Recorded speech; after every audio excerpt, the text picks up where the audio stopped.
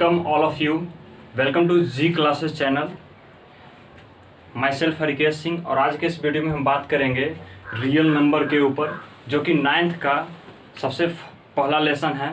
इसमें कि बहुत ऐसे कंसेप्ट छोटे छोटे हैं जो जिसमें कि बच्चों को आगे का लेसन में जाके बहुत ही ऐसा सब प्रॉब्लम छोटा छोटा क्रिएट होता है, जिसमें कि अगर आप अगले लेसन में चले जाते हो तो ये छोटी छोटी चीज़ें आपको किसी भी क्लास में बताई नहीं जाएंगी। इसलिए मैं इसे फर्स्ट ही लेसन में इसको इंक्लूड किया हूँ और ये 9th में फर्स्ट लेसन में पढ़ना भी है। इसलिए हम स्टार्ट करते हैं रियल नंबर के ऊपर। तो रियल नंबर को हम वास्तविक संख्या कहते हैं हिंदी में। इसको 2 टाइप्स में डिवाइड किया गया है, ठीक है। नंबर फर्स्ट है रेशनल नंबर, यानी कि परिमेय संख्या। सेकंड है इरेशनल नंबर, अपरिमेय संख्या। अपरिमेय संख्या जिसका कि कोई डिफाइंड नहीं है, इसको किसी भी टाइप में बांटा नहीं गया है। उसका रेशनल नंबर को 2 पार्ट में बांटा गया है। नंबर 1 फ्रैक्शन में, सेकंड इंटीजर में, यानी कि भिन्न में और पूर्णांक में। उसके बाद इंटीजर को बांटा गया है। इंटीजर को हम क्या कहते हैं? Negative number. इंटीजर में निगेटिव नंबर माइनस में जो सिंबल होता है माइनस का, माइनस में यूज़ होता है और प्लस में भी यूज़ होता है। और ये whole plus whole number. Whole number मतलब पूर्ण संख्या, जिसके बारे में हम बताएंगे अभी आपको।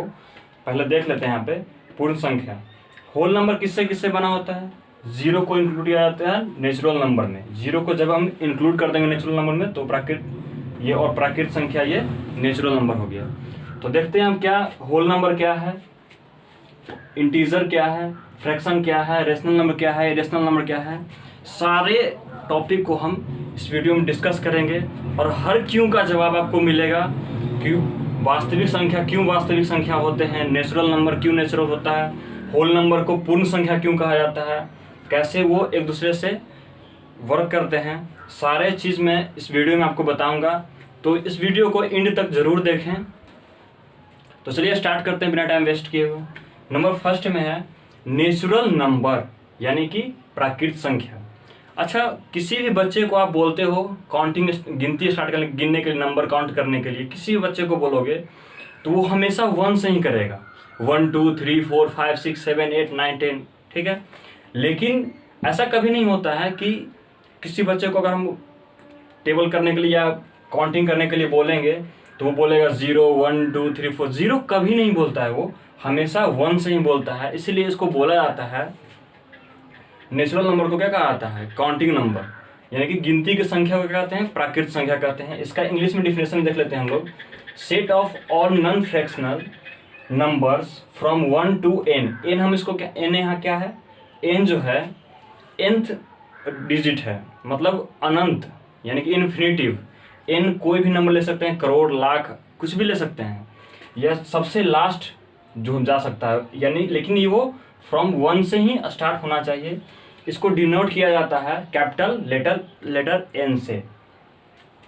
तो देखिए जैसा कि मैं आपको बताया कि 1 से ही स्टार्ट होगा। 1 2 3 4 5 6 7 8 9 10। देखिए यहाँ संख्या रेखा पर इसको प्रदर्शित भी किया गया है। ये 0 भी नहीं, ये 1 2 3 4 5 ऐसे ऐसे इन्फिनिटिव तक ये चला जाएगा, n टर्म तक। उसके बाद देखिए और एक चीज़ और इसमें एक नोट्स है कि सम ऑफ 2 नेचुरल नंबर्स, यानी कि 2 प्राकृत संख्या का योगफल। यानी कि प्राकृत संख्या कौन कौन है? 1 2 3 4 ऐसे ऐसे। तो 2 प्राकृत संख्या का जो योगफल होता है, एडिशन जो होता है, equal to always natural number. उसका जो एडिशन 2 प्राकृत संख्या का होगा हमेशा ही प्राकृत संख्या होगा। एग्जाम्पल आप देख लीजिए यहाँ पे 1 + 2 3 हो रहा है, 2 + 3 5 हो रहा है, 6 + 9 15 हो रहा है। 1 भी नेचुरल है, 2 भी नेचुरल है, यहाँ पे 3 भी नेचुरल हो रहा है, 2 भी नेचुरल है प्राकृत संख्या और 3 भी है। यानी कि सब एक दूसरे को जोड़ने पे हमेशा ही प्राकृत संख्या आ रहा है। सेकंड है होल नंबर। अब देखिए 9 तक हमको पता था कि 9 क्या होता है। 9 तक पता था कि गिनती हमेशा 9 तक, सभी लोग जानते थे कि 9 तक होता है। उसके आगे का गिनती बनाने के लिए लोगों को सोचना पड़ा। तभी हम लोगों के लाइफ में एक डिजिट आया, उस डिजिट को कि हम बोलते हैं अंडा, यानी कि 0 आया। 0 बहुत ही महत्वपूर्ण है हमारे मैथ के सब्जेक्ट में। तो इसमें देखिए होल नंबर में जब 0 आ गया तो ये संख्या पूर्ण हो गई। क्या हो गई? संख्या पूर्ण हो गई। यानी कि होल नंबर जो होती है, पूर्ण संख्या, उसको बोलने से पता चला कि संख्या पूर्ण हो गई जीरो के आने से। एक चीज याद रखिएगा हमेशा, होल नंबर में जीरो के आने से, नेचुरल नंबर में जीरो को जब हम ऐड कर देंगे तो वो हो जाएगा होल नंबर। इसका डिफिनेशन होता है, if zero is adjoint to natural number then the collection is called whole number. यानी जब हम नेचुरल नंबर यानी कि प्राकृत संख्या यानी कि 1 2 3 4 5 6 7 8 9 में जीरो को ऐड कर देंगे। देखिए यहाँ पे 1 2 3 4 5 6 7 8 9 था, उसमें हम जीरो को ऐड कर देंगे तो ये क्या हो जाएगा, ये यहाँ से यहाँ तक क्या था, ये नेचुरल नंबर था, और यहाँ से यहाँ क्या था, ये हो गया ये होल नंबर। अब देखिए यहाँ पे whole number is denoted by capital W, capital W से इसको डिनोट कर रहे हैं। अब देखिए कि यहाँ से ये क्या था, ये सब था क्या, नेचुरल नंबर था, नेचुरल नंबर था, और इसमें क्या जीरो को हम ऐड कर दिए, तो जब जीरो को ऐड कर दिए तो क्या बन गया, ये होल नंबर। तो चलिए नेक्स्ट टॉपिक की तरफ चलते हैं। नेक्स्ट टॉपिक की तरफ चलते हैं, इंटीजर। इंटीजर क्या होता है, सबसे पहले इसके बारे में जान लेते हैं। मान लीजिए मैं बिजनेस करता हूँ, दिन भर का मेरा काम है पैसा लेना देना, ठीक है। अगर मैं किसी से 200 रुपये लेता हूँ, ठीक है, 200 रुपये, मान लीजिए वो उसने मुझे 200 रुपया दिया, फिर मैंने मुझसे मान लीजिए आप 50 रुपये का सामान लिया होगा, तो मैं उसको 150 रुपया वापस दे दिया, यानी दिया। फिर शाम को कोई कस्टमर आया मेरे पास, वो 30 रुपये मुझसे लिए, ठीक है, और फिर 40 रुपये उसने दिए, तो मैंने उसे 10 रुपये दिए। मतलब इस तरह से मैं हमेशा लिखते रहूँगा तो क्या होगा, ये दिया लिया मतलब होते रहता है। तो क्या होगा, प्रॉब्लम होगा बाद में हम लोगों को कैलकुलेशन करने में कि कितना प्रॉफिट हुआ कितना लॉस हुआ। इसलिए हम लोगों ने जीरो के पीछे की एक माइनस की दुनिया बना ली, ठीक है। तो जीरो के पीछे -1 -2 -3 -4। माइनस का मतलब है जब आप किसी से उधार लेते हो तो वो आप उतना पैसा माइनस में होते हो। अगर आपने किसी से 5000 रुपये उधार लिया तो आप 5000 यानी क्या हो, माइनस में हो, और जो आपको 5000 रुपये उधार दिया वो क्या, +5000, यानी +5000 में वो है। यानी कि यही सिंबल प्लस माइनस को क्या कहते हैं, हम इंटीजर कहते हैं। इसको डिनोट किया जाता है कैपिटल Z से। अब देखिए जीरो से पीछे जिस तरह से हम 1 2 3 ये पॉजिटिव था यानी प्लस साइन में था, उस तरह से जीरो के पीछे भी दुनिया माइनस में बनती चली गई। इंटीजर को क्या बोलते हैं, देख सकते हैं आप, जीरो से पीछे -1 -2 -3 -6 होता चला जाएगा। इंटीजर को Z से डिनोट करते हैं, तो Z को हम लिख सकते हैं, ये सिंबल को यहाँ पे ऐसे लिख सकते हैं, ठीक है। और Z जो है जिस तरह से देख सकते हैं आप, ये 5 ऐसे होते होते ये +∞ तक जा सकता है। उसी तरह से ये माइनस में है तो ये -∞ तक जाएगा। यानी Z का लिमिट जो होता है -∞ से +∞, इसका हमेशा साइन होगा, ठीक है। नेक्स्ट टॉपिक है हमारा प्राइम नंबर यानी कि अभाज्य संख्या, ठीक है। अब अभाज्य संख्या क्या है इसके बारे में हम लोग डिस्कस करते हैं। तो जानते हैं इसका डिफिनेशन क्या होता है, नंबर्स विच हैज, ठीक है, numbers which has only 2 factors are called prime number. इसका मतलब क्या हुआ हिंदी में, कि वैसे नंबर जिनके सिर्फ और सिर्फ 2 फैक्टर हो, यानी कि 2 ही गुणनखंड हो। कौन कौन हो भाई, देख लेते हैं। जैसे 7 है, 7 का क्या फैक्टर है, 1 है और 7, यानी कि कहने का मतलब क्या, 7 जो है 1 से कटेगा और अपने आप से कटेगा और किसी डिजिट से डिविजिबल नहीं है। यानी फर्स्ट प्राइम नंबर क्या होगा, 2 होगा, 1 नहीं होगा, क्योंकि 1 खुद में ही स्पेशल नंबर है, ठीक है। हमेशा होगा 2 होगा, क्यों, 2 जो होता है 2 1 से डिवाइड होगा एंड अपने आप से इटसेल्फ। और देखिए इसका दूसरा तरीका, हम बोलने का तरीका हम कह सकते हैं कि number that can only be divided by itself and 1 without reminder. यानी कहने का मतलब वैसा नंबर जो कि सिर्फ अपने आप से कटे और 1 से कटे, बिना शेषफल बचे हुए, यानी शेष रिमाइंडर जो हम भाग देते हैं तो शेष बचता है ना, यानी पूरा अगर कट जाए 1 और अपने आप से, वही होता है क्या, प्राइम नंबर, ठीक है। तो हम प्राइम नंबर कह सकते हैं, प्राइम नंबर का नोट्स देख लीजिए आप लोग, 2 हो जाएगा, 3 का भी 2 ही फैक्टर है, 1 और अपने आप ये है, 5 भी उसी तरह से है, 7 भी है, और 9 नहीं होगा क्योंकि 9 का क्या हो जाता है, 1 3 और 9, यानी 3 फैक्टर हो गया। और मुझे क्या चाहिए, 2 फैक्टर, यानी कि 2 3 5 7, सारे को देख सकते हैं आप, इसका भी 2 फैक्टर है, इसका भी 2 फैक्टर, इसका भी 2 फैक्टर, इसका भी, और 9 नहीं होगा, 11 हो जाएगा, 13 हो जाएगा, 17 हो जाएगा, ऐसे से आप कर लोगे जिसका 2 फैक्टर होता है। नेक्स्ट टॉपिक है हमारा कंपोजिट नंबर, ठीक है, संयुक्त संख्या, ठीक है। इसमें क्या है, इसका डिफिनेशन देख लेते हैं।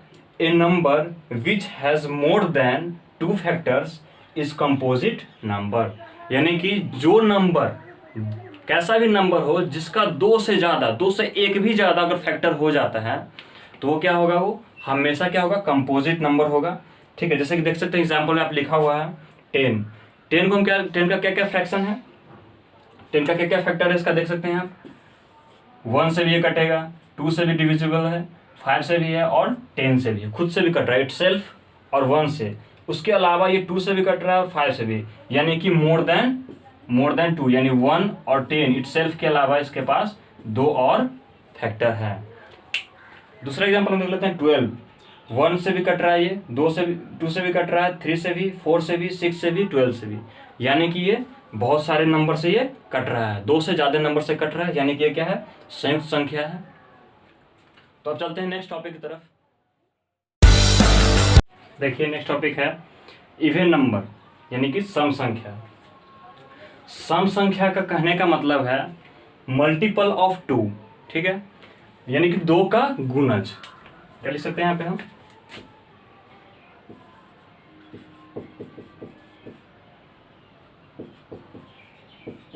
दो का गुणज मतलब समझ गए आप लोग, 2 का टेबल, ठीक है। और 2 के टेबल मतलब कहने का मतलब होगा कि जो डिजिट 2 से डिवाइड होगा, ठीक है, जो भी नंबर 2 से पूरा पूरा कट जाएगा, रिमाइंडर उसमें नहीं बचेगा, वो क्या होगा, सम संख्या होगा। जैसे कि देख सकते हैं आप 2, 4, 6, 8, 10, 12, सॉरी यहाँ पे 14, 16, 18, 20, ठीक है, ऐसे कर सकते हैं आप लोग। यानी कि 2 का ये क्या है, मल्टीपल गुणज, यानी कि 2 का टेबल है, ठीक है, ये होते चला जाएगा जब तक कि वो 2 से कटता जाएगा। तो आप लोग समझ लीजिए सम संख्या क्या होता है। नेक्स्ट है ऑड नंबर, यानी कि विषम संख्या। तो वो डिजिट जो 2 से डिवाइड ना हो वो क्या होता है, विषम संख्या होता है, ठीक है। अब आप देख सकते हैं 1, 3, 5, 7, 11, 13, 17, ठीक है, 19, 21, सॉरी 21 नहीं 23, ठीक है। नेक्स्ट है 8 नंबर में रेशनल नंबर, ठीक है, जिसके के बारे में इस पूरे लेसन में इसी के बारे में हम लोग को पढ़ना है। सबसे इम्पोर्टेंट टॉपिक है परिमेय संख्या, इस पे आप अच्छे तरह से फोकस बना के रखिए क्योंकि मैं बहुत अच्छे तरह से समझाने वाला हूँ इसके बारे में, ठीक है। तो देखते हैं इसका डिफिनेशन क्या होता है। Which can be represent as fraction, fraction मतलब भिन्न यानी बटा का रूप में, ठीक है, 5/7, 2/3, ठीक है, फ्रैक्शन, और इन द, सॉरी दो बार लिख दिए, in the form of p/q but q equal to not 0, ठीक है। कह रहा है कि इसको p/q के रूप, वैसी संख्या जिससे p/q के रूप में लिखा जाए और जहां q बराबर 0 ना हो, where p and q are integer, और जहां p और q हमेशा क्या हो, पूर्णांक हो, धन पूर्णांक हो, ठीक है। देख सकते हैं p/q है और q हमेशा एक शर्त याद आप लोग रखना है कि q इक्वल टू नॉट 0, यानी कि नीचे का जो डिनोमिनेटर है, डिनोमिनेटर, ठीक है, डिनोमिनेटर जो है कभी 0 नहीं होना चाहिए, ऑलवेज कोई भी डिजिट होना चाहिए, चाहे वो 1 हो, 2 हो, 1 के अलावा कुछ भी हो सकता है, 0 के अलावा कुछ भी हो सकता है नीचे, ठीक है। p/q देखिए 3/4, 2/1, 0/4 लिख सकते हैं, 0 के नीचे कोई भी संख्या लिख सकते हैं। 0 क्या है, 0 के नीचे हम 1 लिख देंगे, 0 के नीचे 2 लिख देंगे, 0 एक परिमेय संख्या है, ठीक है। अब देखिए अगर हम 5 के नीचे 0 लिख देंगे इसका वैल्यू क्या आएगा, इन्फिनिटिव, और ये रूल भी है कि q इक्वल टू नॉट 0, यानी कि ये परिमेय संख्या नहीं है, यानी कि रेशनल नंबर ये कभी भी एग्जिस्ट नहीं करेगा। सो 4/0 ये भी नहीं करेगा क्योंकि नीचे डिनोमिनेटर q क्या हो गया, 0 गया, जो कि कंडीशन नहीं है, जो कि शर्त नहीं है, ये रूल को फॉलो नहीं करा, यानी ये भी रेशनल नंबर नहीं होगा। नेक्स्ट है स्टेप 2 में हम दूसरे तरह से इसको बोल सकते हैं कि terminates after a definite decimal expansion, ठीक है। कोई भी डिजिट है, ले लीजिए 1/3 ले लिए, इसको डिवाइड कीजिए तो ये हमेशा एक ही डिजिट करेगा। पहला बात तो ये 3 से 1 में भाग लगेगा नहीं, 0 पॉइंट दे देंगे तो क्या हो जाएगा, इस पे एक 0 आ जाएगा। फिर क्या होगा, भाग देंगे तो आपको 3 3 3 3 आते चला जाएगा, आप चलते चला जाओ ना, 3 3 आते ही जाएगा। तो क्या फ़ायदा है इससे, कुछ करने से फ़ायदा नहीं। इसीलिए क्या यहाँ पे है कि नॉन टर्मिनेटिंग बट रिपीटिंग, पूरा नहीं कटेगा लेकिन वो एक ही डिजिट रिपीट करते जाएगा। इसका मतलब वही हुआ कि प्रमेय संख्या वैसा संख्या है जिसे P बटा Q के रूप में लिखा जाए और Q equal to not 0, Q बराबर 0 ना हो और ये रिपीट करते रहे लेकिन पूरा कभी नहीं कटेगा। नॉन टर्मिनेटिंग बट रिपीटिंग, नहीं कटे लेकिन रिपीट होते जाएगा। इरेशनल नंबर, अपरिमेय संख्या दूसरा है, ठीक है। यही दोनों के बारे में तो हम लोग को पढ़ना है इस चैप्टर में खास करके, लेकिन मैं जो पीछे सारा कॉन्सेप्ट आप लोग को क्लियर करवाया हूँ वो भी बहुत ही इंपॉर्टेंट है इस लेसन में। इसलिए आप लोग रिमाइंड करके वीडियो को पॉज करके अच्छे तरह से नोट्स बना के लिख लें, और जो टॉपिक आपको समझ नहीं आया उसमें आप कमेंट बॉक्स में आपको बता सकते हैं, मैं आपको क्लियरली अगले क्लास में समझा दूंगा। सेकेंड है इरेशनल नंबर, 9 नंबर में है इरेशनल नंबर, अपरिमेय संख्या। जो रेशनल नंबर ना हो वो इरेशनल होगा, यानी कि सीधी सी बात है, जो रेशनल है वो इरेशनल नहीं होगा, जो इरेशनल है वो रेशनल नहीं होगा, ठीक है। तो नॉन टर्मिनेटिंग नॉन रिपीटिंग मतलब कह रहा है कि वैसा संख्या जो कि जैसे देखिए यहाँ पे क्या आ रहा था कि 1/3 था, यहाँ पर ले लेते हैं 7/8 ले लेते हैं, ठीक है। अब इसको काटेंगे, 0 पॉइंट देंगे तो यहाँ पे 0 आएगा, फिर 7 बार में कटेगा, ये कट जाएगा, पूरा कट जाएगा। ये एग्जाम्पल नहीं, मतलब मान लीजिए आप इस तरह से ले लीजिए कोई पॉइंट ऐसे 3 4 5 7 फिर से 5 7 कुछ मतलब अलग अलग संख्या आते रहे हमेशा, वही होता है क्या, अपरिमेय संख्या। जैसे आप किसी भी रूट का वैल्यू फाइंड करोगे ना तो उसका डिजिट ना स्टेबल नहीं आएगा, वो हमेशा एक्सचेंज होते रहेगा। इसीलिए नॉन टर्मिनेटिंग नॉन रिपीटिंग, और वो ना ही पूरा कटेगा और उसका डिजिट हमेशा अलग अलग पॉइंट के बाद चेंज होते रहेगा। पाई क्या है, एक अपरिमेय संख्या है और इसका एक्यूरेट वैल्यू 22/7 नहीं होता है, इसको अप्रॉक्स लगभग माना जाता है कि 22/7 होता है। √5, √7, √8, √7, √11, ठीक है, ये सब करके सारे क्या हैं, इरेशनल नंबर है। अब नेक्स्ट टॉपिक की तरफ हम चलेंगे, उसमें जानेंगे कि रेशनल जो हम लोग चैप्टर पढ़ रहे हैं, रियल नंबर क्या है, वास्तविक संख्या क्या है। सबसे मेन टॉपिक पे हम आते हैं, तो चलिए स्टार्ट करते हैं। अगला मेन टॉपिक है रियल नंबर, जिसके बारे में हम कुछ देर पहले डिस्कस कर चुके हैं। तो रियल नंबर का ही पार्ट है रेशनल नंबर और इरेशनल नंबर, दोनों मिलकर ही बना है रियल नंबर। इसका डिफिनेशन होता है all rational numbers are real numbers but all real numbers are not rational number, यानी सभी परिमेय संख्याएं वास्तविक संख्याएं हो सकती है लेकिन सभी परिमेय संख्याएं वास्तविक संख्याएं नहीं हो सकती हैं, ठीक है। तो देखिए, और इसके पहले मैंने आप लोगों को बताया है कि पाई के बारे में, पाई डज नॉट इक्वल टू 22/7, यानी कि पाई जो है वो इक्वल टू इसके बराबर नहीं है।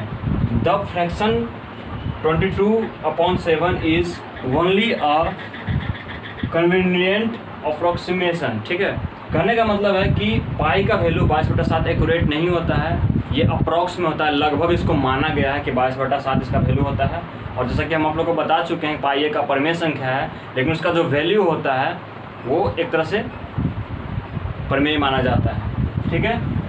तो सारे चीज़ के बारे में हम लोग कॉन्सेप्ट के बारे में क्लियर हो चुका है। तो उम्मीद है आप लोगों को ये वीडियो बहुत अच्छा तरह से पसंद आया होगा, और अगले क्लास में हम इसी चैप्टर से रिलेटेड बहुत सारे सारे टॉपिक आपको मैं समझाऊंगा जो कि एग्जाम में आता है प्रूव करने के लिए, और कौन सी संख्या परिमेय संख्या है, कौन सी अपरिमेय संख्या, कौन सा होल नंबर है, सारे तरह के क्वेश्चन आपको अगले वीडियो में मैं करवाऊंगा।